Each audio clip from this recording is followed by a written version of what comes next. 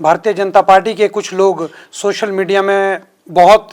चर्चाएं कर रहे हैं कि मणिकर्ण घाटी में कोई विकास नहीं हुआ। मैं आपको बताना चाहता हूं खास तौर पर 39 करोड़ के बारे में, जो हमें सीआरएफ के अंतर्गत जो 39 करोड़ आया, वो जिया से लेकर मणिकर्ण के जो मुख्य जो 4-5 पॉइंट जो थे, जो 2023 में टूट चुके थे, उसके लिए वो पैसा आया था। उसमें से जो 39 करोड़ में जो मुख्य तौर पर 4 जो बहुत बड़ी हमारी साइटें थी, उसमें 4 टेंडर हुए, जिसमें डुंखरा के पास जो सांझा चूल्हा से लेकर साडा बैरिया तक पूरा रोड टूट चुका था, उसमें 7 करोड़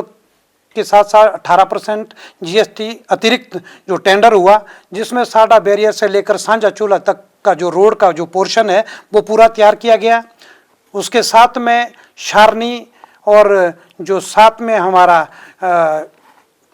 जो आसपास के जो 60 से लेकर जितने भी एरिया था, वहाँ पे 8 करोड़ का जो टेंडर हुआ,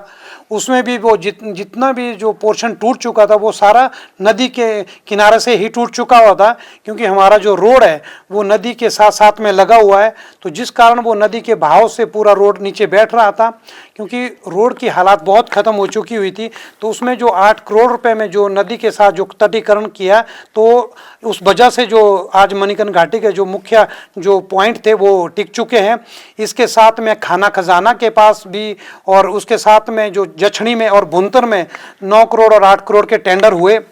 इन सब के बावजूद हमारा जो पीडब्ल्यूडी विभाग ने, पीडब्ल्यूडी मंत्री जी ने और हमारे खास तौर पर कुल्लू के विधायक श्री सुंदर सिंह ठाकुर जी ने पीडब्ल्यूडी के साथ बैठ के जो वहाँ से जो पैसा बचाया, उसमें जो हमारा मुख्य रूप से भुंतर सब्जी मंडी पे जो पुल था, वो कई वर्षों से जिसकी हालात जर्जर थी, सबको दिख रहा था, तो आज वो पुल 4.5 करोड़ की लागत से बन के तैयार हुआ। ये उसी 39 करोड़ रुपए में से लगा हुआ है, और आज भी उसमें कम से कम 2.5 करोड़ रुपए और बचा हुआ है, जिसमें हम 10 से 12 किलोमीटर की जो सड़क की जो टायरिंग है वो 15 अप्रैल के बाद करेंगे, क्योंकि अभी जो मौसम है वो ठंडा है, ज़मीन भी ठंडी है, तो टायरिंग के लिए जो सबसे अच्छा समय होता है उसके लिए गर्मी भी चाहिए, ज़मीन भी गर्म होनी चाहिए, तो अप्रैल के बाद वो चीज़ें टायरिंग की जाएगी। देखिए, मैं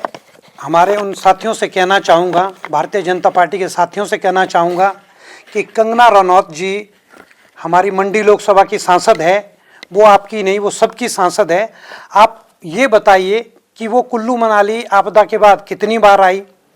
खास तौर में मणिकर्ण घाटी की बात कहूँगा तो वो मणिकर्ण घाटी में कितनी बार आई। वो जब आपदा में आई तो वो सिर्फ भुंतर और साउंड तक आई, ठीक है। आप ये बताएं कि उन्हें साल का 5 करोड़ रुपए मिलता उनकी निधि में, उन्होंने मणिकर्ण घाटी के विकास के लिए या आपदा से उठने के लिए या किसानों के लिए या टूरिज्म के लिए कितना पैसा दिया। आप सिर्फ सरकार और जो विधायक है उन पे उंगलियां उठाते हैं। आप अपनी सांसद से भी पूछिए, आप उनसे लाइए। अगर हमारे आने की ज़रूरत, हम हमेशा साथ चलेंगे और हम उनका धन्यवाद करेंगे वो अगर हमें पैसा देंगे। मैंने कहा कि जिस प्रकार से पीएमजीएसवाई में भारत सरकार ने हमें पैसा दिया मणिकर्ण घाटी के लिए, चाहे पीणी रोड हो चाहे पुंथल रोड हो, हम उसके लिए उनका धन्यवाद करते हैं, लेकिन वो हमारा हक है। जब हमारा स्थानीय विधायक या हमारी सरकार या पीडब्ल्यूडी मंत्री उस चीज़ को डीपीआर बना के आगे भेजेंगे तभी वो आएगा, क्योंकि आज जो विधायक निधि में जो कार्य होंगे, जब विधायक देंगे तभी वो कार्य होंगे। मैं उनसे ये कहना चाहता हूँ कि आरडीजी भारत सरकार ने बंद की, आप उस पर क्यों नहीं बोलते हैं। उससे प्रदेश का कितना नुकसान हुआ, जो प्रदेश को कितना वित्तीय घाटा हुआ, जो हमारे प्रदेश में अगर विकास नहीं हो रहा है तो वो एक बड़ा कारण ये है। आप मनरेगा पे क्यों नहीं बोलते। तो किसी पे उंगली उठाना ये एक छोटी सी बात है। आप सोशल मीडिया में राजनीति कर सकते हैं, लेकिन कम से कम आप धरातल पे काम करिए और अपने नेताओं से कहिए